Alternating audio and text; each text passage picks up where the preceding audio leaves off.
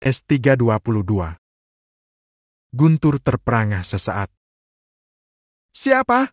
Ci, wanita itu ibu kandungmu. Guntur memapah Sisi agar bisa berdiri. Biarkan sebentar aku di sini. Seluruh persendianku rasanya lemas. Dia ibu kandungku, tapi kau lihat sendiri kan, dia membuangku saat kecil. Kini, dia pun masih tak mengakuiku padahal aku hidup dengan baik dan sangat layak. Kita ke mobil saja. Guntur membopong tubuh mungil Sisi. Kalian tahu Syahrukh kan? Kulit, perawakan dan wajah Guntur mirip anaknya Syahrukh kan. Keren, bukan? So manly. Sisi menatap nanar ke arah kelab dari dalam mobil. Guntur memberikan sebotol air mineral untuk Sisi. Bisa ceritakan lebih jelas bagaimana bisa kamu memanggil wanita tadi ibu kandungmu? Guntur meminta penjelasan. Sisi menarik napas dalam, matanya menerawang kosong, tapi bibirnya menceritakan dengan singkat bagaimana dirinya bisa mengetahui wanita bernama Ashifa. Guntur terdiam, menatap Sisi dengan nanar. Dia menelan ludah berkali-kali. Kenapa harus membaca Dewi Dori dan lancang mencari ruang rahasia keluarga Dharma Wangsa? Sesal Guntur yang tidak tega mendengar kenyataan orang tua kandung Sisi. Sudah jalan Tuhan bagiku untuk tahu orang tua kandungku. Kau tak lihat Mama Net-Net dan Papa Angsa sayang banget sama aku dan Rangga? Hari ini aja Mama pingsan dan aku mencuri dengar kalau Mama kepikiran aku sama Rangga. Mama gak mau kehilangan aku sama Rangga. Aku terharu, harusnya di saat hamil anak keduanya Mama itu bahagia tapi malah stres mikirin kami. Tutur Sisi panjang lebar. Mama Net-Net lagi hamil. Sisi mengangguk lesu. Guntur mengusap wajah dan menyugar rambutnya. Dia menunduk di atas kemudi. Bingung harus bagaimana mengetahui ibu kandung Ashifa adalah perempuan malam. Dengar, Ci, wanita tadi membentak dan mengusirmu pasti punya alasan. Jangan lantas membencinya pula tanpa alasan. Kita, anak-anak terbuang dari panti selalu punya beragam masa lalu. Kamu gak tahu bagaimana ibumu bisa berakhir kembali di tempat ini. Jelas-jelas aku dibuang saat bayi lalu setelah tahu aku diadopsi keluarga Dharmawanga dan menemuinya, dia enggan mengakuiku. Paling tidak, bisakah dia berpura-pura terkejut, menangis selalu memeluk dan menyesal sudah membuangku seperti kisah-kisah di sinetron gitu. Sisi menyeka ingus dengan tisu. Kenapa jadi nyambung ke sinetron? Ini realita, bukan cerita novel atau sinetron. Bisa saja ibu kandungmu malu dengan profesinya. Ya, kan? Sisi melirik Guntur. Wajahnya menelaah ucapan Guntur. Siapa lagi yang tahu tentang hal ini? Rangga tahu? Sisi menggeleng. Cuma kamu yang tahu. Mana bisa aku cerita ke Rangga? Yang ada Rangga juga penasaran dengan kisahnya. Guntur kembali mengusap wajahnya berkali-kali. Dia mengambil botol air mineral ukuran sedang dan meminumnya hingga tandas. Ponsel Sisi berdering. Tertera nama Boots di layar ponsel. Sisi diam saja. Ayo, kita pulang saja. Kakakmu sudah telepon itu pasti dia khawatir. Tunggu, aku mau masuk ke klub itu sekali lagi. Ingin tahu reaksinya saat melihatku masuk ke sana. Cegah Sisi. Sisi gesit keluar dari mobil. Guntur hendak mencegahnya tapi Rangga menelepon ke ponselnya. Mau tak mau Guntur menerima panggilan dari Rangga. Ini sudah jam 10 lewat. Jangan terlalu malam pulangnya. Ucap Rangga di seberang telepon. Tenang, enggak. Sisi pergi denganku, bukan dengan laki-laki lain. Aku pastikan dia pulang dengan selamat, ku colek aja enggak. Kelakar Guntur. Papa nanyain terus dari tadi. Gak biasanya Sisi keluar malam dengan lelaki lain kecuali sama aku. Iya, ini lagi mau jalan pulang. Sisi lagi ke toilet sebentar. Mungkin kekenyangan soalnya dia pesan menu makanan dalam porsi jumbo. Dusta Guntur sungguh lancar. Oke, cepat pulang, ya. Sahut Rangga. Panggilan telepon diakhiri. Guntur melihat Sisi bicara dengan petugas keamanan. Sepertinya Sisi dilarang masuk karena Sisi masih berusia 16 tahun dan tidak bisa memberikan kartu identitas pada petugas keamanan. Sisi menggerutu seraya berjalan menghampiri mobil. Tunggu saja, 2 bulan lagi saat aku sudah punya KTP, aku bisa dengan mudah keluar masuk klub malam. Kamu bisa masuk kok. Asal ada fulus gede. Ujar Guntur. Serius? Kamu bawa uang cash banyak gak? Tanya Sisi. Guntur menghela napas dalam lalu mengambil dompet besar di dalam laci dashboard. Nih, semoga berhasil. Guntur memberikan 1 gepok uang berwarna biru, jumlahnya 5 juta rupiah. Sisi gesit menemui petugas keamanan dan memberikan uang sogokan. Kamu hendak menemui Ashifa, kan? Tanya petugas keamanan. Iya, Pak. Jawab Sisi. Tunggu sebentar. Petugas keamanan masuk klub. Tak berselang lama, petugas tersebut kembali keluar. Kamu ke samping klub ini. Wanita bernama Ashifa berkenan menemuimu di samping klub. Ucap petugas keamanan tersebut. Sisi gembira dan melesat menuju samping klub setelah mengucapkan terima kasih. Lorong klub tampak gelap dengan lampu jalan yang remang-remang serta berkedip-kedip. Di samping klub memang ada pintu keluar yang di sisi kanan kirinya terdapat beberapa tong sampah. Sisi. Panggil Guntur dari pertigaan jalan. Esti. Sisi menempelkan tangan ke bibirnya. Guntur patuh tapi dia tetap berdiri di kejauhan. Pintu samping klub terbuka. Muncul Ashifa dengan rokok di tangan. Ada keperluan apa kamu gigi mencariku? Tanya Ashifa dingin. Sisi mendadak keluh. Dia menatap lekat Ashifa dengan tatapan nanar.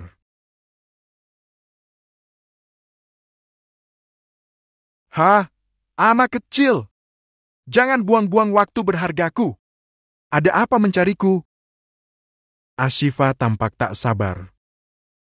Ibu, aku cinta. Anak ibu. Sisi akhirnya bersuara.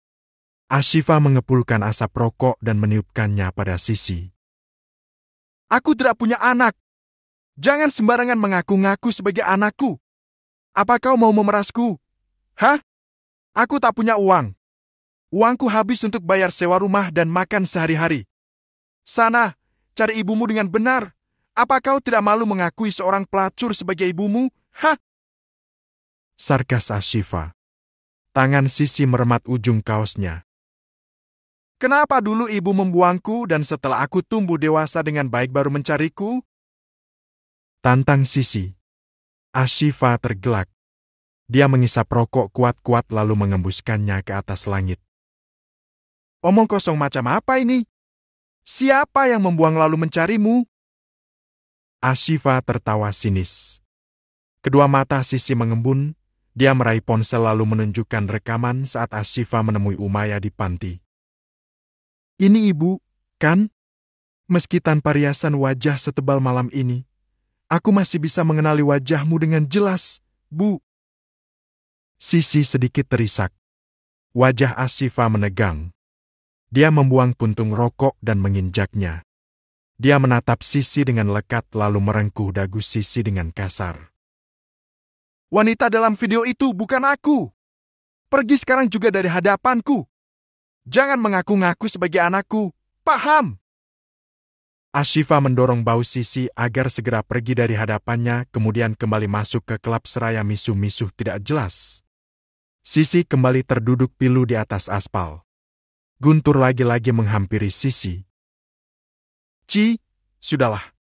Aku yakin ibumu punya alasan kenapa dirinya tidak mau mengakuimu sebagai anak. Jangan memaksa. Hidupmu sudah bahagia bersama Papa Angsa dan Mama Netnit. Ayo, kita pulang. Ini sudah malam. Guntur merengkuh tubuh mungil Sisi dan memapahnya berjalan menuju mobil. Tanpa disadari oleh Sisi dan Guntur, di balik tembok kusam lainnya ada sepasang mata milik Dora yang merekam pertemuan Sisi dengan Ashifa. Malam saat Dora memeriksa kondisi meja belajarnya, ada satu yang terlewat. Saat melihat koleksi kuteksnya, Dora lega karena semua tampak sama, tapi kemudian setelah diteliti keesokan harinya, tinggi tutup kuteks merah lebih tinggi dari yang lainnya. Dora mengambil kuteks merahnya dan ternyata benar. Penutupnya longgar, pertanda orang yang menutupnya tidak menutup botol dengan benar. Dirinya sudah lama tidak memakai kuteks merah. Wajah Dora menegang. Maka Dora mengecek semua dari kamera CCTV. Jelas terekam jika Sisi masuk kamarnya malam saat kakaknya itu hendak meminjam kuteks. Pikiran Dora kacau, dia merasa Sisi sudah membaca seluruh buku hariannya. Maka Dora dengan teliti memeriksa kamera CCTV. Tampak Sisi tengah malam masuk ruang kerja Sean dengan mengendap-endap. Lemas sudah Dora. Dia merasa sangat bersalah pada Sisi karena keteledorannya. Sisi pasti sudah mengetahui semuanya. Maka malam kepergian Sisi bersama Guntur, Dora punya firasat lain. Dia bersama Dimas diam-diam keluar melalui pintu samping tempat Dimitri keluar masuk jika hendak berbelanja bahan-bahan makanan organik. Pintu samping yang tersamarkan oleh banyak tanaman hias yang merambat di dinding itu memang luput dari kamera CCTV. Dora, anak orang super kaya yang hidup di kota metropolis, melek gadget melek teknologi. Mewarisi sifat wanita yang berani dan selalu penasaran dengan sesuatu. Hobinya pun menonton film-film luar bergenre crime investigation. Meski Dora berperangai lembut dan bersifat feminim, tapi Dora hobi membaca novel-novel remaja bergenre detektif remaja. Selain menyukai komik horor dan detektif Conan, Dora sangat menyukai novel detektif remaja karya Alfred Hitchcock dan Enid Blyton. Dora, ini sudah malam. Pulang, yuk. Aku takut ketahuan. Memang Kak Sisi nemuin siapa? Sih. Cicit Dimas di dalam mobil online yang disewa Dora. Iya, ayo kita pulang. Jangan banyak tanya. Ingat, petualangan kita akan selalu menjadi rahasia, oke? Tandas Dora pada Dimas. Dimas mengangguk seraya menggenggam ciki berukuran besar. Sudah, makan saja untuk menghilangkan kecemasanmu. Ujar Dora. Dimas kembali mengangguk dan fokus dengan makanan sogokan Dora. Kedua anak remaja itu sampai di rumah sekitar jam 11 malam. Mereka mengendap-endap lewat pintu samping. Esti, lewat sini. Dora menarik Dimas yang berjalan asal. Kenapa harus mindik-mindik sih? Ini aman. Gak ada anak buah papamu. Protes Dimas yang tidak tahu alasan Dora berjalan mindik-mindik agak jauh menuju pintu panci. Dora menghindari kamera CCTV. Dim, kalau di panci kita ketahuan, jalankan rencana B, ya? Bisik Dora. Oke. Dimas mengangguk patuh. Keduanya berhasil masuk panci. Dora membawa kunci pintu panci sebelumnya. Loh, kalian berdua malam-malam habis ngapain dari luar? Jauhari terkejut seraya membawa gelas berisi kopi.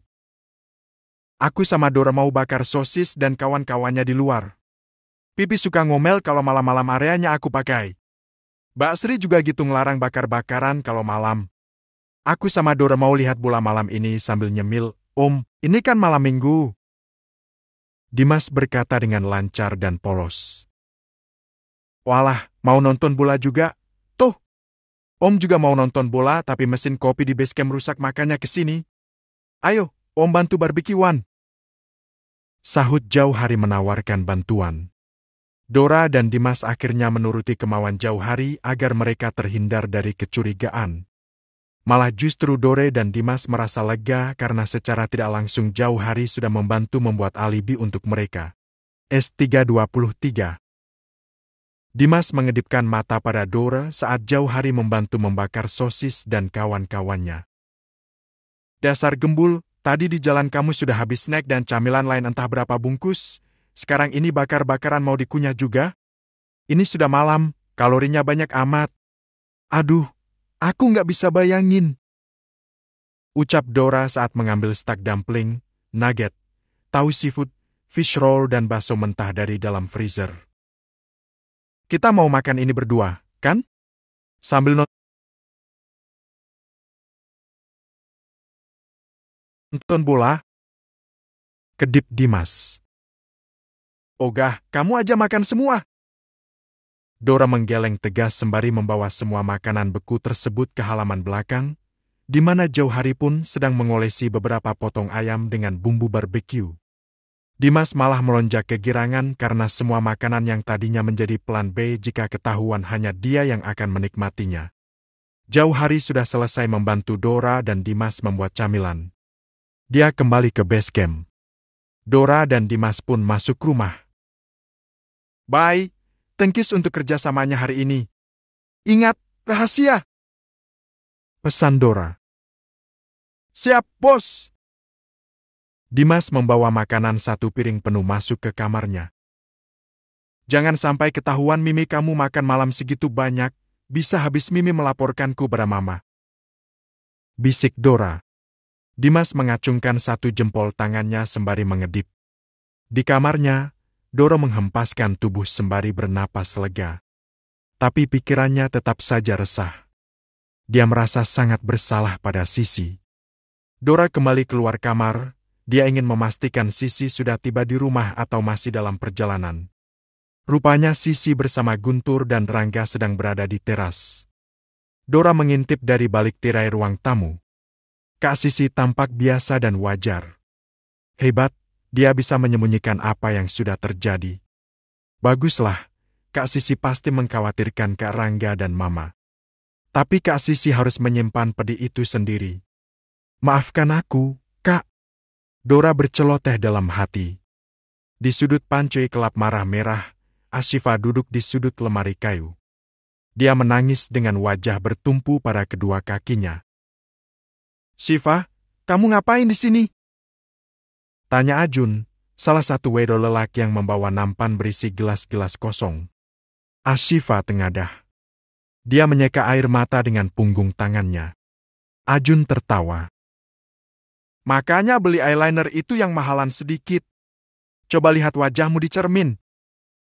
Ajun meletakkan gelas-gelas kotor di wastafel.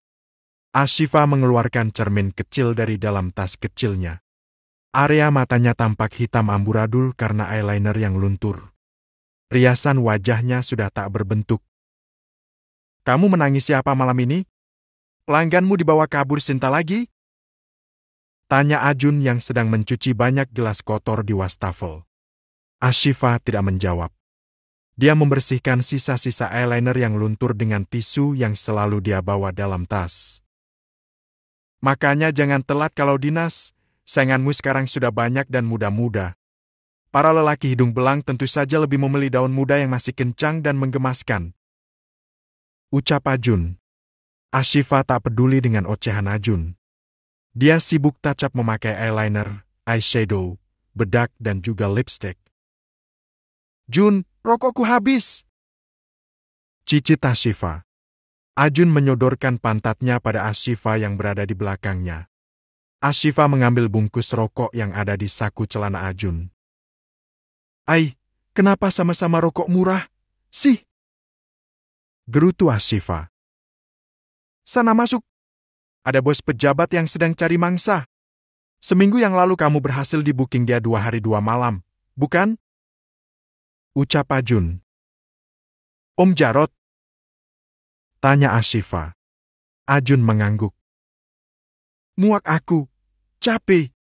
2 hari 2 malam melayani dia tanpa henti. Remuk badanku. Keluh Ashifa. Tapi fulusnya gede, kan? Kakek Ajun. Ya, lumayan buat biaya hidup emak sama abah di kampung. Mereka juga sudah beli sawah 4 petak dan mempekerjakan orang sekarang. Emakku sudah tidak lagi nyawah. Rumah sudah direnov? Tanya Ajun. Sudah, dong. Emak abahku sudah tidak lagi sibuk nadain rumah bocor kalau hujan. Sejak abah keluar dari rumah sakit, aku menghemat biayaku di sini demi membuatkan rumah yang besar dan nyaman untuk mereka. Emak sekarang hanya duduk manis di warung sembako yang aku buatkan juga. Warung sembakoku di sana ramah. Loh, Jun. Tutur Ashifa mengoleskan gincu semerah cabai di bibirnya. Ha, ganti gincumu. Norak pakai gincu merah menyala seperti itu. Lihatlah Susan, Tanti, senap atau yang lainnya yang muda-muda. Riasan mereka minimalis dan kekinian. Kamu masih saja dandanan kampung. Protes Ajun yang ditanggapi Ashifa dengan cengiran. Ini ciri khas aku, Jun. Sudah bisa melupakan hal yang buat kau nangis barusan? Ajun mengekeh. Nangis-nangis sedikit wajar. Hidup terus berjalan. Untuk apa menangisi sesuatu yang tidak bisa membuat rekeningku bertambah? Ya, enggak. Ashifa memasukkan lipstik ke tas lalu mengisap rokok dari Ajun yang dia letakkan di ujung meja. Sana-sana, Bos Jarod sepertinya ketagihan dengan pelayananmu. Dia menolak semua daun muda. Seleranya kuno. Kikik Ajun. Kuno-kuno begini aku bisa menyenangkan Abah sama Amak, Jun. Sangga Ashifa mengepulkan asap rokok ke wajah Ajun. Ajun hendak memukul bahu Ashifa, tapi perempuan itu lebih dulu melesat masuk ke ruang utama klub. Ajun menggeleng.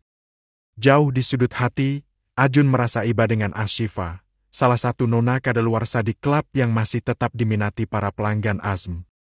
Entah karena pelayanannya yang sudah berpengalaman atau entah karena apa.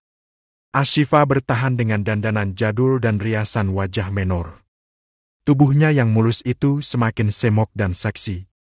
Wajahnya matang, tapi Ashifa berhasil mempertahankan kekencangan tubuhnya hingga tidak kalah menarik dengan nona-nona yang jauh lebih muda darinya. Ajun tahu cerita masa lalu Ashifa. Dia juga tahu Ashifa bertemu dengan Sisi yang berwajah mirip dengan Ashifa. Tapi Ajun enggan membahas Sisi. Ajun tahu Ashifa sekuat tenaga menahan gejolak rasa untuk tidak lagi mengingat Sisi. Sisi sudah hidup dengan sangat baik di tengah-tengah keluarga terhormat, terpandang dan kaya raya. Kuharap suatu hari kau menemukan kebahagiaan seutuhnya dan berhenti dari dunia malam, Sis. Gumam Ajun tersenyum miris. Menjelang subuh,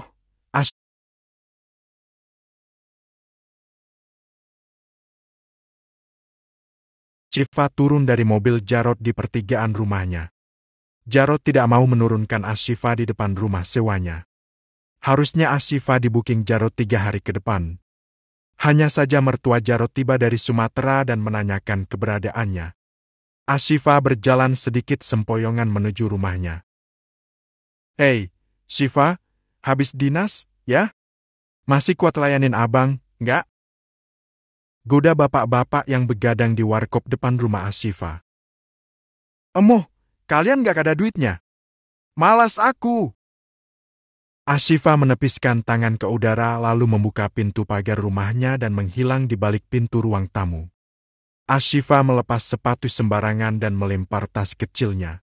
Dia meraih ponsel lalu menghubungi seseorang. Ada apa kamu telepon aku subuh-subuh? Hardik seorang lelaki di seberang telepon. Taruman! Kenapa anakmu sampai tahu tempat dinasku, Senta Ashifa tak mau kalah dengan hardikan Taruman. Apa kau bilang? Anak kita tahu tempat dinasmu? Kok bisa? Taruman malah terdengar heran. Anak kita dengkulmu. Aku benci anak itu. Dia adalah darah dagingmu yang sudah aku lupakan. Kenapa dia harus mendatangiku tadi malam di klub? Ashifa membentak Taruman. Aku memberitahu tentang dia padamu kemarin bukan untuk agar dia menemuiku. Bajingan! Ashifa menjerit. Pelankan suaramu. Pengang telingaku. Hardik Taruman. Untuk apa kau memaksa bertanya tentangnya padaku? Untuk membuatku tersiksa dan menderita lagi? Cecar Ashifa. Tenang dulu, Shiva. Aku tak tahu menahu perkara dia mendatangimu ke klub. Bahkan aku belum pernah berkomunikasi dengannya. Kenapa bisa anak kita menemuimu? Anak kita! Anak kita! Mua aku mendengar apa katamu. Camkan baik-baik. Aku akan membunuhmu jika anak itu terus-terusan menemuiku, apalagi sampai orang tua anak itu mengetahui keberadaanku. Ingat itu! Ashifa menutup panggilan secara sepihak dan melempar ponsel ke atas sofa beliau. Perempuan itu mengacak-acak rambutnya histeris. Dia melempar apa saja yang ada di atas meja makan yang bisa dia lempar. Air mata sudah membasahi kedua pipinya. Ashifa kembali tergugu. Dadanya sesak. Dia memukul-mukul dadanya dengan kedua tangan secara bergantian. Ashifa mengerang seraya memukul-mukul meja. Andai saja orang lain merasakan apa yang dia rasakan saat ini, sungguh sakit dan terhina dirinya. Ashifa merasa malu saat Sisi mengetahui siapa dia sebenarnya. Aku membencimu, sangat. Berharap tidak pernah mendengar lagi tentangmu. Tapi di sini, di sudut hati terdalam, ada sepenggal kerinduan yang merajam. Mengintaiku setiap saat, mengutuk keputusanku yang tega membuangmu di tempat itu. Aku bisa apa? Kekecewaanku terlalu dalam pada sosok lelaki itu. Dia membuangku, membuang kita setelah berhasil menghancurkan impian dan masa depanku. Aku hilang akal, masa mudaku terampas dengan keji. Menjadi pemuas nafsu yang tak layak dinikahi. Hatiku hancur, lebur bersama harga diri yang terkoyak habis tak bersisa. Maafkan aku, tolong enyahlah dari hidupku. Aku sudah memutuskan menganggapmu tak pernah lahir dari rahimku.